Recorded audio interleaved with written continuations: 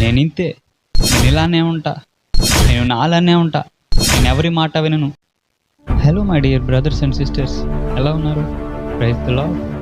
ఇదేమోన దేవుడు మీతో ఒక విషయం చెప్పాలని ఆశపడుతున్నాడు. అదేంటంటే, నీ సహోదరికి కానీ, నీ బంధువులకి కానీ, నీ కుటుంబానికి కానీ, నీ నేబర్స్కి కానీ, నీ కొలీగ్స్కి కానీ, ఎవరికైనా కూడా నీలో ఒక నచ్చని విషయం ఉంటే గనక అది మానుకో, అది విడిచిపెట్టు అని దేవుడు చెప్తున్నాడు.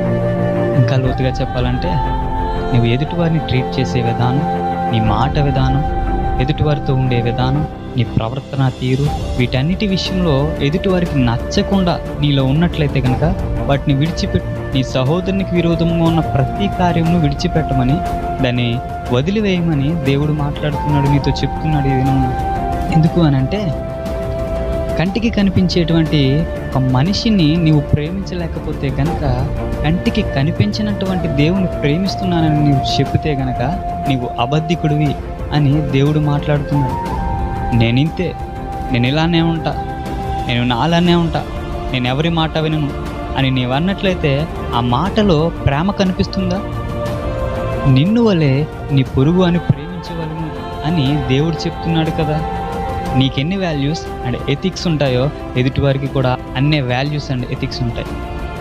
మనిషిని మనిషిగా ప్రేమిద్దాం, దేవుని ప్రేమను కలిగి జీవిద్దాం.